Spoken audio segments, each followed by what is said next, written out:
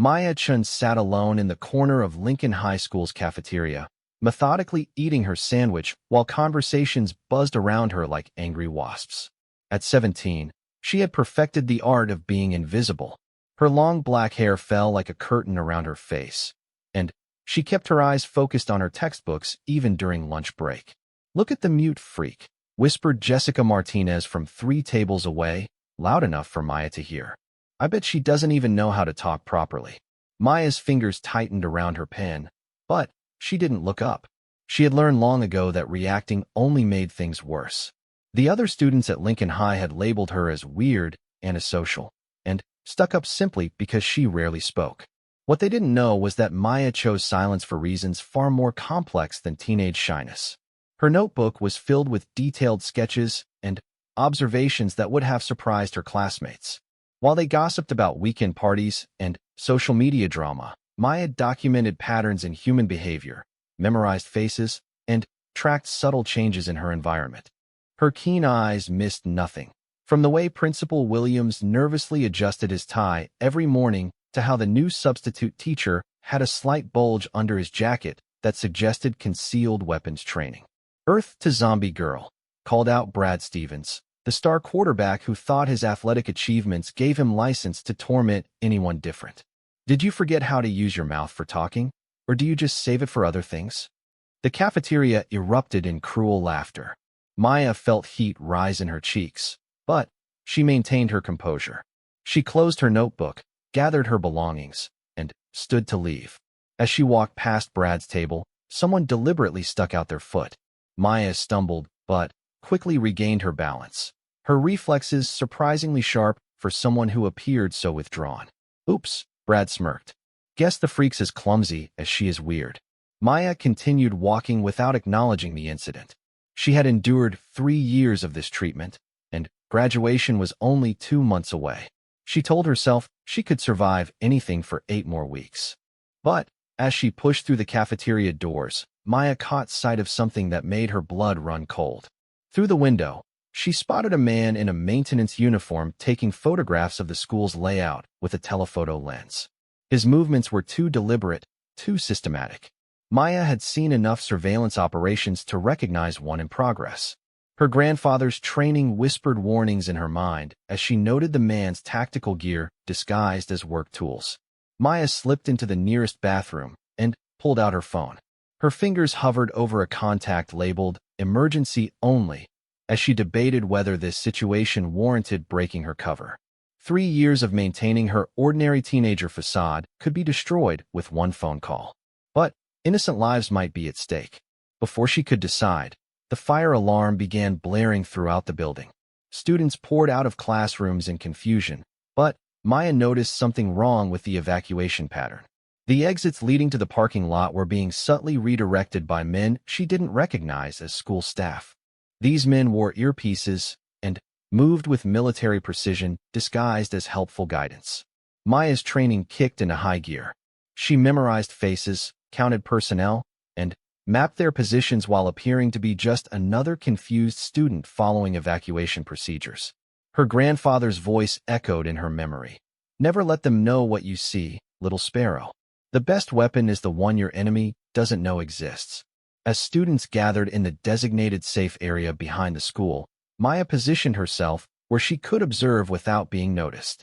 The maintenance worker with the camera was now speaking urgently into a radio. Whatever was happening, it wasn't a simple fire drill. Maya realized she was witnessing the preliminary stages of something much more sinister. The school's actual maintenance staff looked genuinely confused by the presence of their supposed colleagues. Maya caught fragments of whispered conversations that confirmed her worst fears. This wasn't a drill or a false alarm. It was reconnaissance for something bigger. Maya Chun called out Mrs. Patterson, her English teacher, during attendance check. "Has anyone seen Maya?"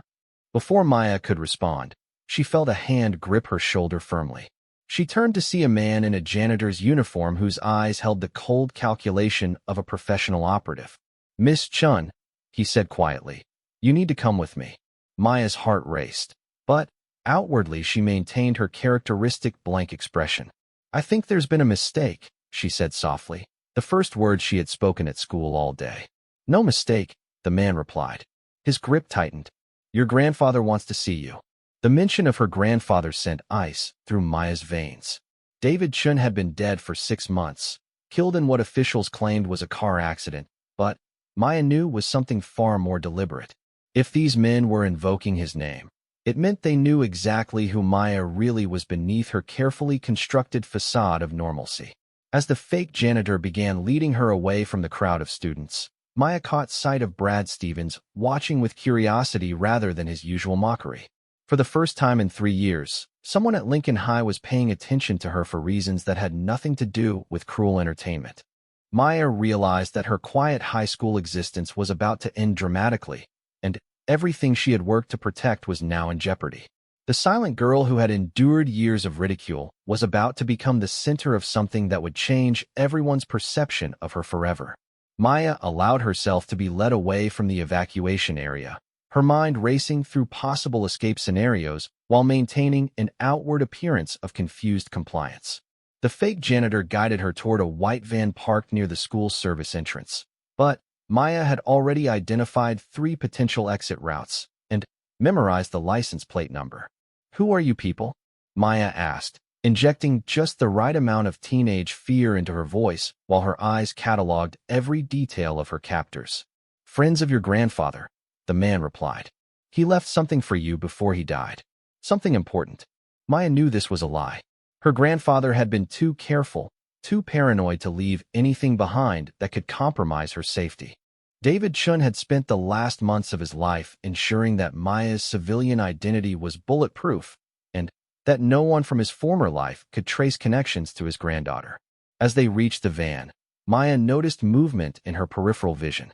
Brad Stevens had somehow followed them and was now hiding behind a maintenance shed, recording everything with his phone. Maya felt a mixture of annoyance and grudging respect. The quarterback who had tormented her for 3 years was apparently braver and more observant than she had given him credit for. The van's side door slid open, revealing 2 more men in tactical gear. Maya recognized the setup immediately. This was either a kidnapping or a recruitment operation, and either way, she was not getting into that vehicle voluntarily. I need to use the bathroom, Maya said suddenly, stopping in her tracks. I'm going to be sick. The fake janitor's grip loosened slightly as he turned to look at her. That moment of inattention was all Maya needed. She spun away from his grasp, drove her elbow into his solar plexus, and ran toward the school building. Her grandfather's training had taught her that the best defense was often surprising your enemy with capabilities they didn't expect. Behind her, she heard shouts and the sound of running footsteps. Maya didn't look back as she sprinted through the school's corridors, her sneakers silent on the polished floors. She knew every entrance, exit, and hiding place in Lincoln High after 3 years of avoiding unwanted attention. Maya burst into the chemistry lab and quickly began mixing compounds from memory. Her grandfather had taught her that improvised weapons could be created from the most innocent materials. Within minutes, she had assembled several smoke grenades and a makeshift flashbang device from cleaning supplies and chemistry equipment. The sound of approaching footsteps echoed through the hallway. Maya positioned herself behind the lab door and waited. When the first operative entered, she triggered her improvised smoke grenade. The room filled with thick, choking clouds that provided perfect cover for her escape. Maya slipped out through the lab's emergency exit and found herself face-to-face with Brad Stevens, who was still filming everything with his phone. His jaw dropped when he saw her emerge from the chaos like some kind of action hero. What the hell is going on? Brad whispered. Who are those guys? And how did you do that stuff back there? For the first time in 3 years, Maya looked directly into Brad's eyes. She saw fear, confusion, and something else that surprised her, genuine concern for her safety. The boy who had mocked her as a mute freak was now treating her like a real person in danger. You need to delete that video and forget you saw anything, Maya said firmly. These people are dangerous, and if they think you know something, they'll come after you too. Are you kidding me? Brad replied. This is like something out of a movie. You just fought off grown men with chemistry supplies. The quiet girl who never talks to anyone is apparently some kind of secret agent. Maya heard the sound of engines starting in the parking lot. Through the window, She could see the white van and two additional black SUVs positioning themselves around the school perimeter. Whatever these operatives wanted, they weren't giving up easily. "Listen to me carefully," Maya said, her voice carrying an authority that made Brad instinctively stand straighter. "Call 911 and tell them there are armed men on school property. Then, get as far away from here as possible." "What about you?" Brad asked. "You can't handle all of them by yourself." Maya almost smiled at his concern. 3 years of cruel jokes and deliberate humiliation, and now Brad Stevens was worried about her safety. "I'll be fine. I know things you don't understand." Before Brad could respond, Maya heard the distinctive sound of helicopter rotors approaching. She looked up to see a military-style aircraft painted in flat black descending toward the school's athletic field. The helicopter bore no identifying markings, and its windows were tinted dark enough to conceal any occupants. "Oh my God," Brad breathed. "Are those the good guys or the bad guys?" Maya watched the helicopters approach with growing unease. The aircraft's flight pattern and landing technique suggested military or special operations training, but whether it represented rescue or additional threat remained unclear. Her grandfather had always warned her that in their world, it was often impossible to distinguish friends from enemies until it was too late.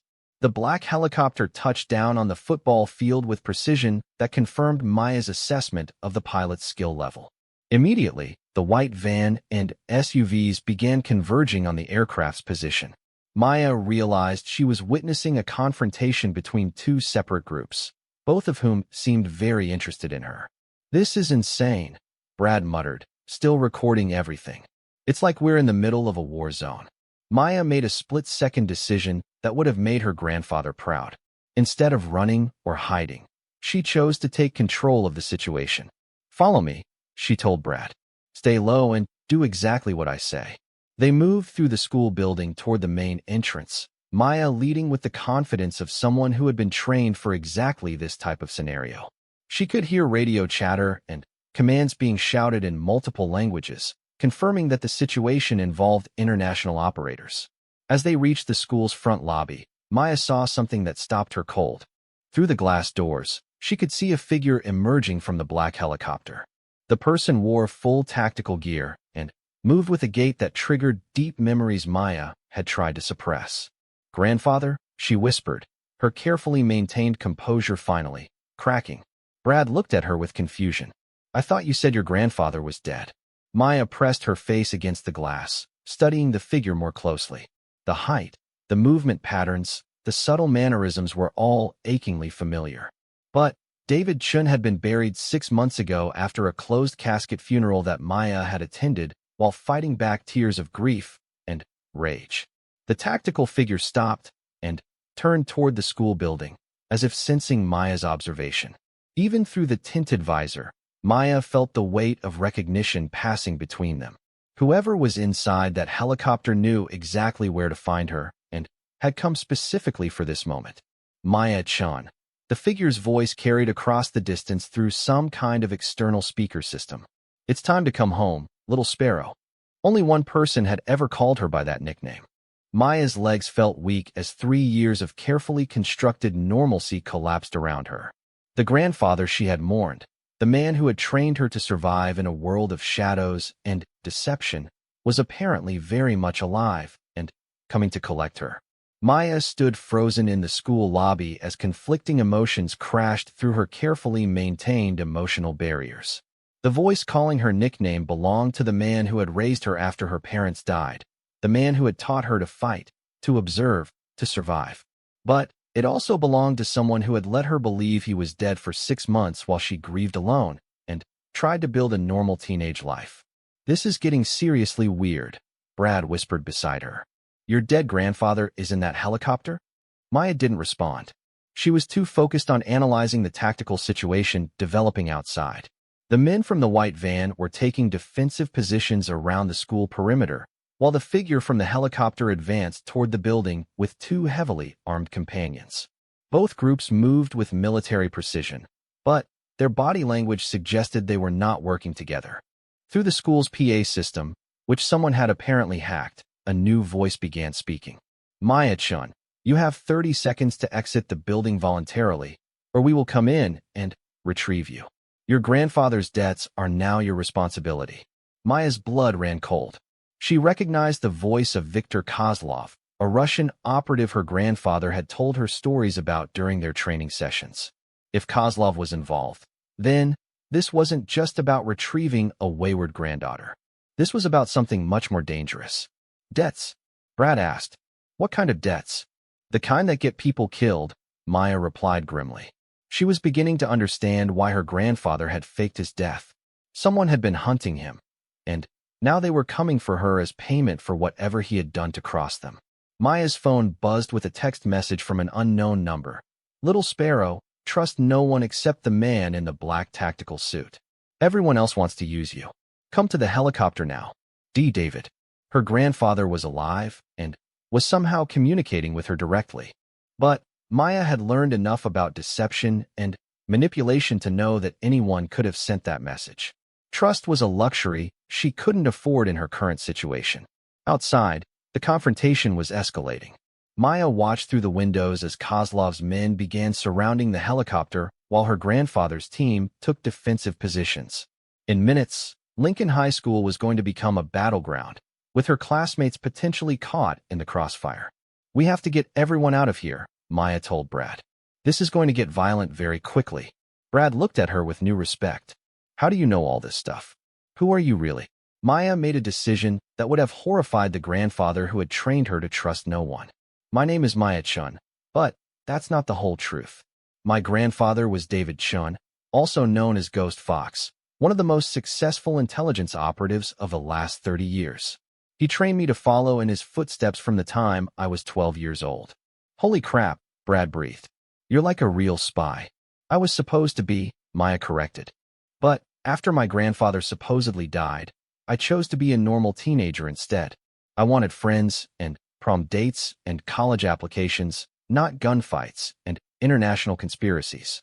The sound of breaking glass echoed through the school as someone forced entry through a rear window.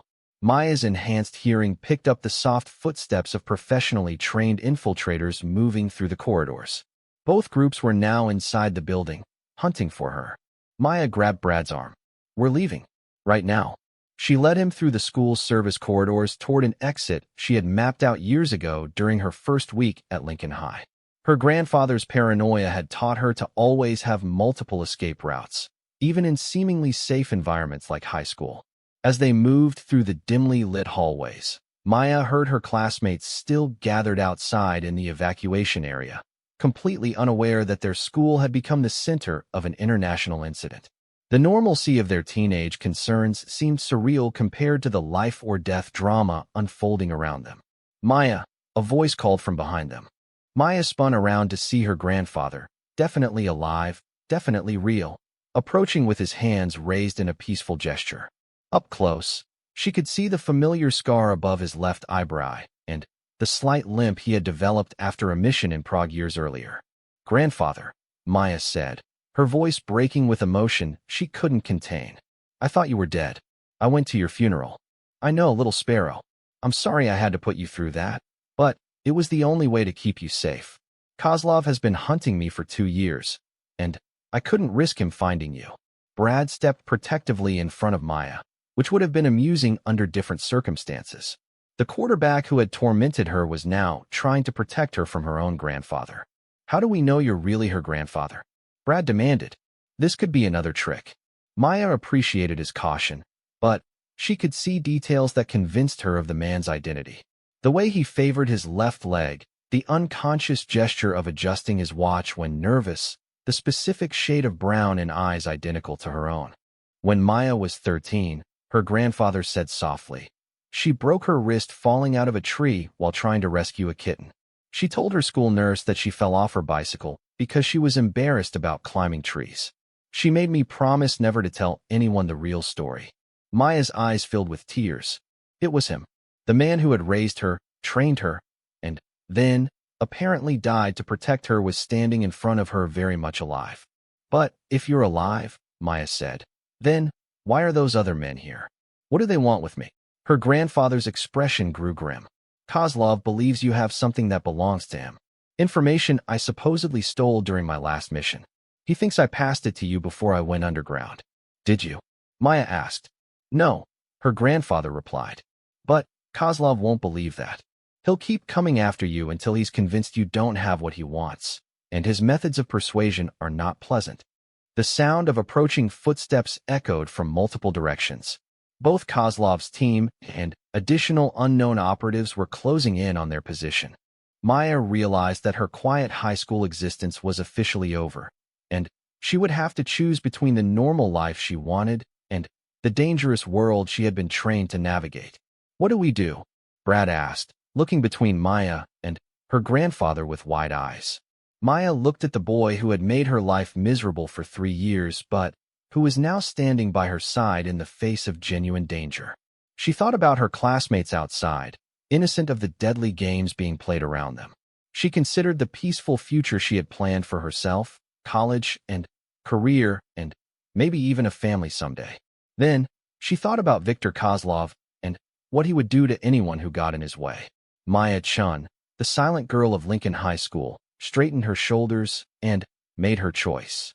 Maya looked directly into her grandfather's eyes and saw the mixture of pride and concern she remembered from her training days.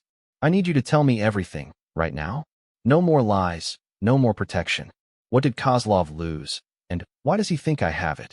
David Chin glanced at Brad, clearly uncomfortable discussing classified matters in front of a civilian. Maya caught his hesitation and made another decision that surprised herself. He stays, Maya said firmly. Brad has seen too much already, and leaving him behind puts him in danger. Either we all get out of this together, or we all go down together. Brad looked stunned that Maya was including him in whatever plan she was developing. 3 years of teenage social hierarchy had just been obliterated by circumstances neither of them could have imagined. Kozlov lost a list. Her grandfather explained quickly. Names of deep-cover operatives working in American intelligence agencies. Russian assets who have been in place for decades. If that list goes public, it would destroy their entire North American network. And he thinks you stole it. Maya asked. I did steal it, her grandfather admitted. But I destroyed it immediately after memorizing the contents. Kozlov refuses to believe the information is gone. He thinks I passed the list to you as insurance. Maya processed this information with the analytical skills her grandfather had drilled into her since childhood. So he'll keep hunting me until he's convinced I don't have it. But he'll never be convinced because he can't imagine someone destroying such valuable intelligence. Exactly, her grandfather confirmed. Which is why we need to disappear again. New identities, new location, new life.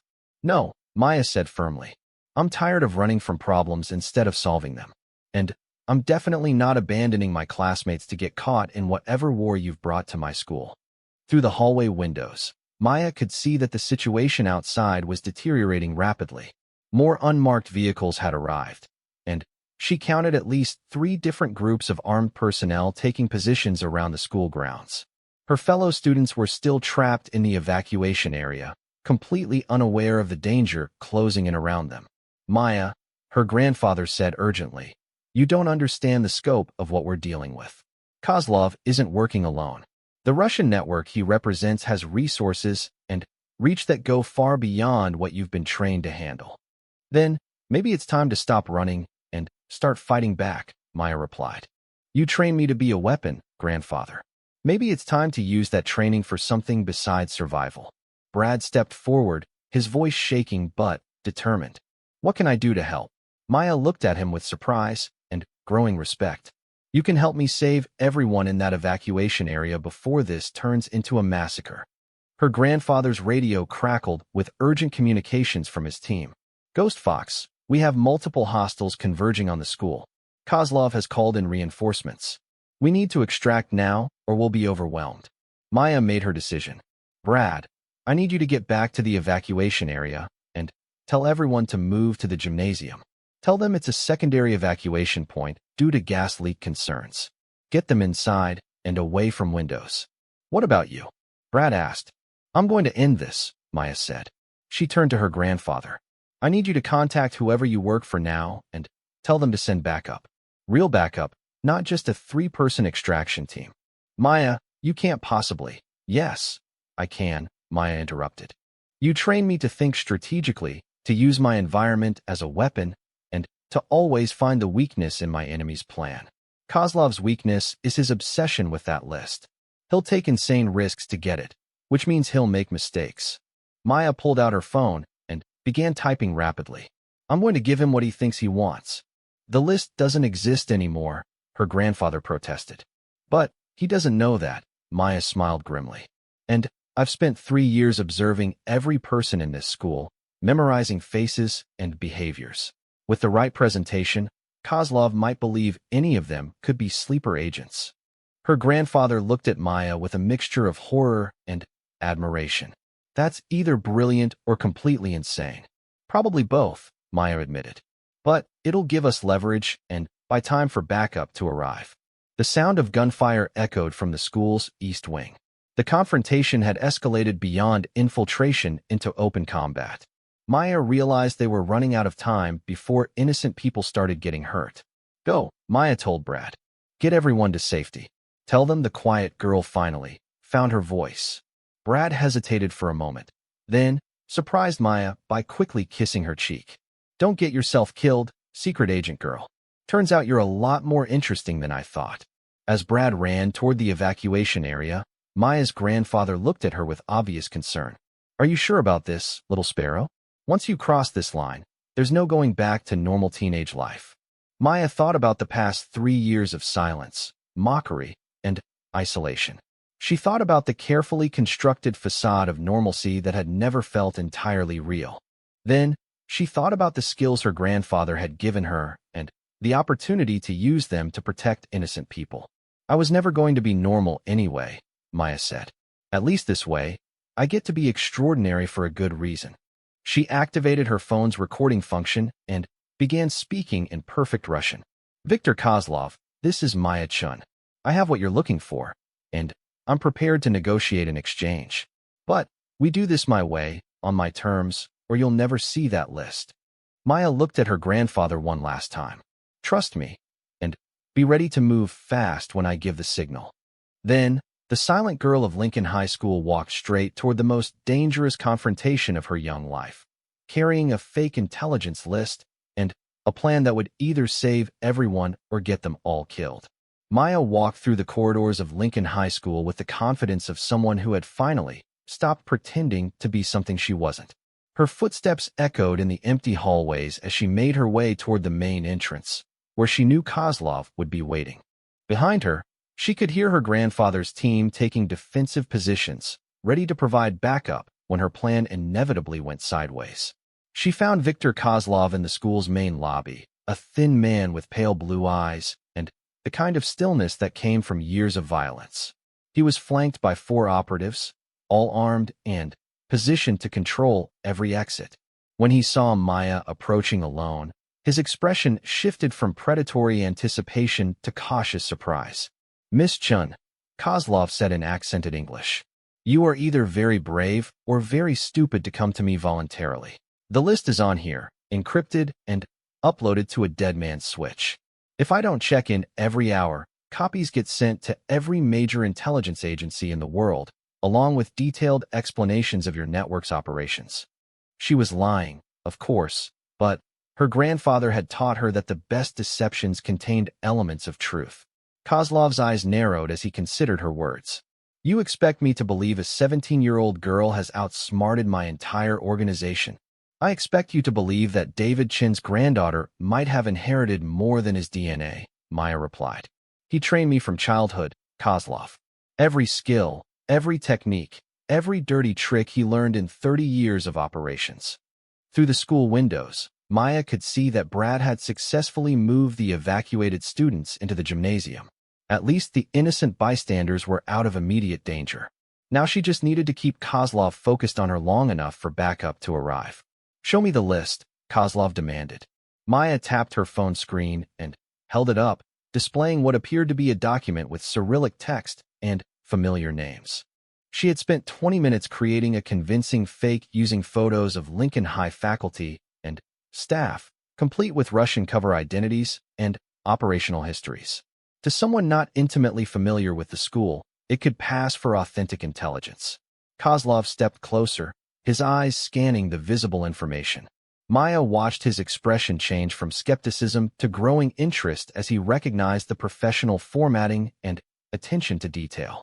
Principal Williams, codename Eagle, Kozlov read aloud. Embedded since 1998, specializing in recruitment of young assets. Chemistry teacher Peterson, codename Catalyst, expert in toxins and chemical weapons. He looked up at Maya with new respect. This is remarkably detailed. My grandfather was thorough, Maya said. But here's the thing about that information. You can have it, but only if you agree to my terms. You are hardly in a position to make demands, Kozlov replied. But his tone had shifted from dismissive to genuinely interested. Actually, I am, Maya said. Because I know something you don't.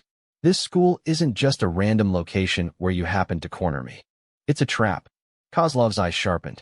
What are you talking about? My grandfather didn't fake his death to hide from you, Maya continued. He did it to draw you into the open. Every move you've made, every resource you've committed to hunting me, has been tracked and documented. You're not capturing a valuable asset, Kozlov. You're walking into the biggest intelligence sting operation in recent history. As if summoned by her words, the sound of helicopters filled the air outside. Through the windows, Maya could see military aircraft approaching from multiple directions, their identification numbers clearly marking them as federal agencies. Her grandfather's emergency contacts had apparently taken her message seriously. Kozlov spun toward the windows, his face pale as he realized the scope of what was descending on the school. This is impossible. Your intelligence indicated what my grandfather wanted it to indicate, Maya interrupted. He's been feeding your network false information for months, using your obsession with that list to manipulate your organization into exposing itself. The truth was that Maya had no idea if any of this was real. She was improvising desperately, using every psychological technique her grandfather had taught her to maintain control of a situation that could turn deadly in seconds. But her words had the desired effect as Kozlov's operatives began looking nervous and checking their escape routes. The list, Kozlov demanded, his composure finally cracking. Give me the list now, or I will kill every person in this building. You're not getting the list, a new voice said from behind Maya. She turned to see her grandfather emerging from a side corridor, flanked by federal agents in full tactical gear. Because there never was a list, Victor. I destroyed it the day I stole it, just like I told you 6 months ago. Kozlov's face contorted with rage as he realized he had been manipulated from the beginning. You made me believe your granddaughter. My granddaughter made you believe what you needed to believe to walk into our trap, Davidson corrected. Every text message, every communication that led you here was designed to get you out in the open where we could take down your entire cell. The federal agents moved swiftly, surrounding Kozlov's team with professional efficiency. Maya found herself caught in the middle of the arrest operation, watching as months of careful planning finally came together. Her role had been smaller than she realized, but apparently crucial to the overall success. Maya Chun, one of the federal agents, called out. Agent Sarah Martinez, FBI, we need to debrief you on your grandfather's operation. Maya looked around at the chaos of arrests, tactical teams, and official investigations that had descended on her quiet high school. Through the windows, she could see news vans already arriving as word spread about the dramatic events at Lincoln High. What happens now? Maya asked her grandfather. Now you get to choose, Davidson replied. The agency has already offered you accelerated placement in their training program, with full college support and a guaranteed position upon graduation. Or you can go back to being a normal teenager with a new identity and protection until you're 18. Maya considered her options as the last of Kozlov's operatives were led away in handcuffs. She thought about the quiet, invisible existence she had maintained for 3 years and how hollow it had felt despite her best efforts to embrace normalcy. There is a third option, Agent Martinez said. Consultant work while you finish high school. Real cases, real training, but part-time so you can still have something approaching a normal senior year. Before Maya could respond, Brad Stevens appeared in the lobby, having somehow convinced the security perimeter to let him through. Maya, are you okay? The news people are saying there was some kind of international spy thing happening here. Maya looked at Brad, then at her grandfather, then at the federal agents waiting for her decision. The silent girl who had endured 3 years of mockery and isolation was gone forever, replaced by someone who had proven herself capable of extraordinary things under impossible circumstances. "I'll take the consultant position," Maya said finally. "But I have one condition." "What's that?" Agent Martinez asked. Maya gestured toward Brad. "My cover identity stays intact as much as possible.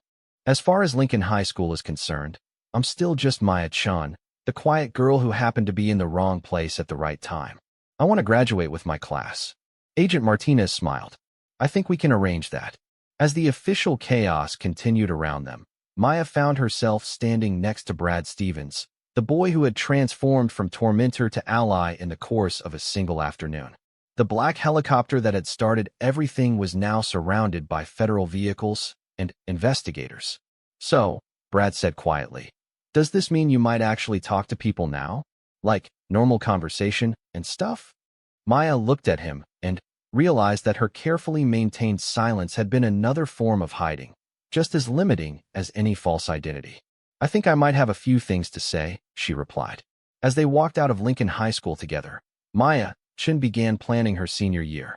It would include advanced federal training, classified missions, and the challenge of maintaining friendships with people who had no idea about her double life.